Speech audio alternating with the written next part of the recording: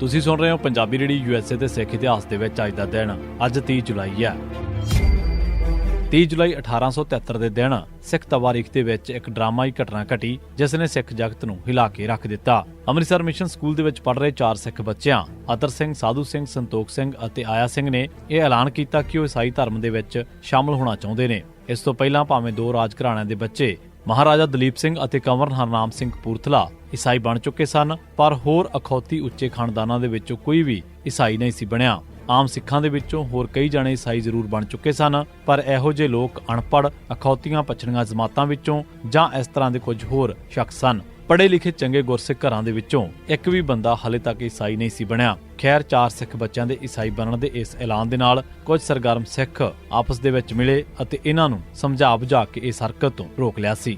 1984 ਦੇ ਘੱਲੂਘਾਰਿਆਂ ਦੇ ਵਿੱਚ ਕੈਦ ਕੀਤੇ ਗਏ ਅਕਾਲੀਆਂ ਨੂੰ ਜਦੋਂ ਰਿਹਾ ਕੀਤਾ ਗਿਆ ਤਾਂ ਉਹ ਸਾਰੇ ਅਕਾਲੀ ਆਗੂ ਪਹਿਲਾਂ ਬਾਬਾ ਜਰਨੈਲ ਸਿੰਘ ਭਿੰਡਰਾਂਵਾਲਿਆਂ ਦੇ ਪਿਤਾ ਬਾਬਾ ਜੋਗਿੰਦਰ ਸਿੰਘ ਕੋਲ ਜਾ ਪੁੱਜੇ ਅਤੇ ਉਹਨਾਂ ਨੂੰ ਆਪਣੀਆਂ ਸੇਵਾਵਾਂ ਪੇਸ਼ ਕਰ ਦਿੱਤੀਆਂ। ਪਰ ਕੁਝ ਦਿਨਾਂ ਮਗਰੋਂ ਹੀ ਫਿਰ ਯੂ ਟਰਨ ਮਾਰ ਕੇ ਲੌਂਗੋ ਦਲ ਵੱਲੋਂ ਜਨਰਲ ਹਾਊਸ ਦਾ ਡਰਾਮਾ ਖੇਡ ਕੇ ਆਪਣਾ ਦਲ ਕਾਇਮ ਰੱਖੇ ਜਾਣ ਦਾ ਐਲਾਨ ਕਰ ਦਿੱਤਾ। ਮਗਰੋਂ ਉਹਨਾਂ ਦੇ ਦਲ ਅਤੇ ਬਾਬਾ ਜੋਗਿੰਦਰ ਸਿੰਘ ਦੀ ਅਗਵਾਈ ਵਾਲੇ ਦਲ ਦੇ ਵਿੱਚ ਟਕਰਾਅ ਸ਼ੁਰੂ ਹੋ ਗਿਆ। 10 ਜੂਨ 1985 ਨੂੰ ਫੈਡਰੇਸ਼ਨ ਦੇ ਵਰਕਰਾਂ ਨੇ ਦਰਬਾਰ ਸਾਹਿਬ ਦੇ ਵਿੱਚ ਟੌੜੇ ਅਤੇ ਲੌਂਗੋਵਾਲ ਦੀਆਂ ਕਾਰਾਂ ਉੱਤੇ ਹਮਲੇ ਕਰਕੇ ਆਪਣੇ ਰੋਹ ਦਾ ਇਜ਼ਹਾਰ ਕੀਤਾ। 30 ਜੁਲਾਈ 1985 ਨੂੰ ਦਰਬਾਰ ਸਾਹਿਬ ਦੇ ਵਿੱਚ ਲੌਂਗੋਵਾਲ ਦਲ ਅਤੇ ਬਾਬਾ ਜੋਗਿੰਦਰ ਸਿੰਘ ਦਲ ਦੇ ਵਿੱਚ ਵੱਡੀ ਝੜਪ ਹੋਈ ਸੀ।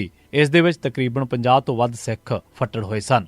30 ਜੁਲਾਈ 1990 ਦੇ ਦਿਨ ਪੰਜਾਬ ਪੁਲਿਸ ਨੇ ਸਤਨਾਮ ਸਿੰਘ ਸੱਤਾ ਪੁੱਤਰ ਸੇਵਾ ਸਿੰਘ ਵਾਸੀ ਵਲਟੋਆ ਨੂੰ ਇੱਕ ਨਕਲੀ ਮੁਕਾਬਲੇ ਦੇ ਵਿੱਚ ਸ਼ਹੀਦ ਕਰ ਦਿੱਤਾ। ਇਸੇ ਦਿਨ ਪੰਜਾਬ ਪੁਲਿਸ ਨੇ ਦਵਿੰਦਰ ਸਿੰਘ ਪੱਪੂ ਡੈਨੀਅਲ, ਭੁਪਿੰਦਰ ਸਿੰਘ ਪੁੱਤਰ ਮਹਿੰਗਾ ਸਿੰਘ ਵਾਸੀ ਫੱਤੋਪੁਰ ਨੇੜੇ ਆਦਮਪੁਰ ਜ਼ਿਲ੍ਹਾ ਜਲੰਧਰ, ਜੱਸਾ ਸਿੰਘ ਵਾਸੀ ਸ਼ਾਹਪੁਰ ਅੰਮ੍ਰਿਤਸਰ, ਸਤਨਾਮ ਸਿੰਘ ਸੱਤਾ ਵਾਸੀ ਵਲਟੋਆ ਤਰਨਤਾਰਨ, ਸ਼ਿੰਦਰ ਸਿੰਘ ਹੀਰਾ ਤੇ ਸੁਰਿੰਦਰ ਸਿੰਘ ਸ਼ਿੰਦਾ ਇਹਨਾਂ ਨੂੰ ਵੀ ਵੱਖ-ਵੱਖ ਮੁਕਾਬਲਿਆਂ ਦੇ ਵਿੱਚ ਸ਼ਹੀਦ ਕਰ ਦਿੱਤਾ ਗਿਆ।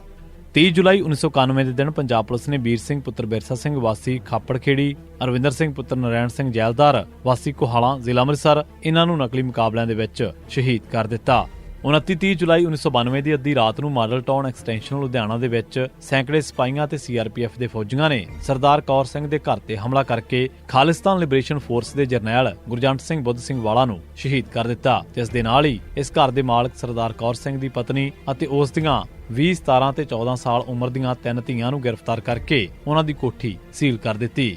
ਪੁਲਿਸ ਨੇ ਇੱਕ ਪ੍ਰੈਸ ਰਿਲੀਜ਼ ਜਾਰੀ ਕਰਕੇ ਇਹ ਗੱਲ ਕਹੀ ਕਿ ਗੁਰਜੰਟ ਸਿੰਘ ਬੁੱਧ ਸਿੰਘ ਵਾਲਾ 1000 ਕਤਲਾਂ ਦਾ ਜ਼ਿੰਮੇਦਾਰ ਸੀ ਅਤੇ ਉਸ ਦੇ ਸਿਰ ਤੇ 40 ਲੱਖ ਰੁਪਏ ਦਾ ਇਨਾਮ ਸੀ। ਗੁਰਜੰਟ ਸਿੰਘ ਦੇ ਕਤਲ ਤੇ ਪੰਜਾਬ ਦੇ ਵਿੱਚ 3 ਤੇ 4 ਅਗਸਤ ਦੇ ਦਿਨ ਮੁਕੰਮਲ ਪੰਜਾਬ ਬੰਦ ਕੀਤਾ ਗਿਆ ਸੀ। 30 ਜੁਲਾਈ 1993 ਦੇ ਦਿਨ ਪੰਜਾਬ ਪੁਲਿਸ ਨੇ ਮਲਕੀਤ ਸਿੰਘ ਪੁੱਤਰ ਸੰਤਾ ਸਿੰਘ ਵਾਸੀ ਚੱਪੜਚਿੜੀ ਖੁਰਦ ਨੇੜੇ ਲਾਂਦੜਾ ਜ਼ਿਲ੍ਹਾ ਮੋਹਾਲੀ, ਜੀਵਨਜੋਤ ਸਿੰਘ ਪੁੱਤਰ ਲਖਵੰਤ ਸਿੰਘ ਵਾਸੀ ਹੰਸਨਗਰ ਬਠਿੰਡਾ ਨੂੰ ਨਕਲੀ ਮੁਕਾਬਲਿਆਂ ਦੇ ਵਿੱਚ ਸ਼ਹੀਦ ਕਰ ਦਿੱਤਾ।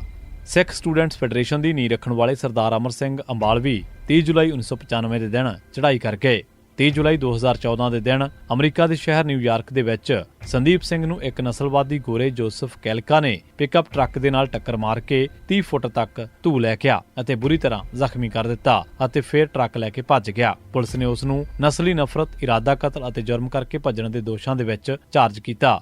30 ਜੁਲਾਈ 2014 ਦੇ ਦਿਨ ਚੰਡੀਗੜ੍ਹ ਅਦਾਲਤ ਨੇ ਨਰੈਣ ਸਿੰਘ ਚੌੜਾ ਨੂੰ ਗੈਰ ਕਾਨੂੰਨੀ ਹਥਿਆਰ ਰੱਖਣ ਦੇ ਦੋਸ਼ ਦੇ ਵਿੱਚ 2 ਸਾਲ ਕੈਦ ਦੀ ਸਜ਼ਾ ਸੁਣਾਈ। ਇਹ ਕੇਸ 21 ਅਤੇ 22 ਜਨਵਰੀ 2014 ਦੇ ਦਿਨ ਬੜੈਲ ਜੇਲ੍ਹ ਉਡਾਉਣ ਵਾਲੀ ਸਾਜ਼ਿਸ਼ ਦਾ ਕੇਸ ਸੀ।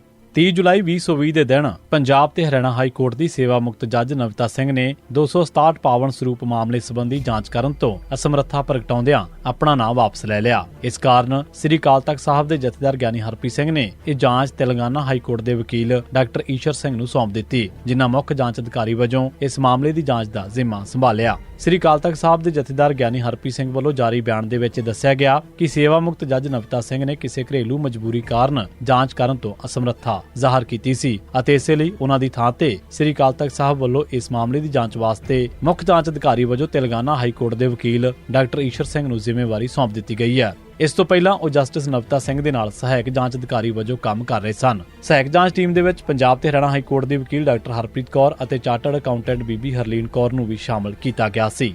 30 ਜੁਲਾਈ 2024 ਦੇ ਦਿਨ ਉੱਤਰ ਪ੍ਰਦੇਸ਼ ਦੇ ਲਖੀਮਪੁਰ ਖੀਰੀ ਦੇ ਵਿੱਚ ਇੱਕ ਪੁਲਿਸ ਅਧਿਕਾਰੀ ਵੱਲੋਂ ਸਿੱਖਾਂ ਨੂੰ ਅੱਤਵਾਦੀ ਕਹਿ ਕੇ ਬੁਲਾਉਣ ਦੀ ਘਟਨਾ ਤੇ ਸ਼੍ਰੋਮਣੀ ਕਮੇਟੀ ਦੇ ਪ੍ਰਧਾਨ ਐਡਵੋਕੇਟ ਹਰਜਿੰਦਰ ਸਿੰਘ ਧਾਮੀ ਨੇ ਤਿੱਖਾ ਪ੍ਰਤੀਕਰਮ ਦਿੱਤਾ ਅਤੇ ਕਿਹਾ ਕਿ ਕਿ ਸਿੱਖਾਂ ਦੀਆਂ ਕੁਰਬਾਨੀਆਂ ਕਰਕੇ ਹੀ ਭਾਰਤ ਦਾ ਸੱਭਿਆਚਾਰ ਸੁਰੱਖਿਅਤ ਹੈ। ਉਨ੍ਹਾਂ ਕਿਹਾ ਕਿ ਉੱਤਰ ਪ੍ਰਦੇਸ਼ ਦੀ ਸਰਕਾਰ ਸਬੰਧਤ ਅਧਿਕਾਰੀ ਦੇ ਖਿਲਾਫ ਸਖਤ ਕਾਰਵਾਈ ਕਰੇ। ਉਨ੍ਹਾਂ ਨਸੀਹਤ ਦਿੰਦਿਆਂ ਕਿਹਾ ਕਿ ਪਿਛਲੇ ਕੁਝ ਸਮੇਂ ਤੋਂ ਭਾਰਤ ਦੇ ਵਿੱਚ ਘੱਟ ਗਿਣਤੀਆਂ ਅਤੇ ਖਾਸ ਕਰਕੇ ਸਿੱਖਾਂ ਤੇ ਨਫ਼ਰਤੀ ਹਮਲੇ ਕੀਤੇ ਜਾ ਰਹੇ ਨੇ। ਉਨ੍ਹਾਂ ਉਸ ਸਮੇਂ ਮੰਗ ਕੀਤੀ ਕਿ ਅਜਿਹੇ ਪੁਲਿਸ ਅਧਿਕਾਰੀ ਦੇ ਵਿਰੁੱਧ ਤੁਰੰਤ ਕਾਰਵਾਈ ਕੀਤੀ ਜਾਵੇ।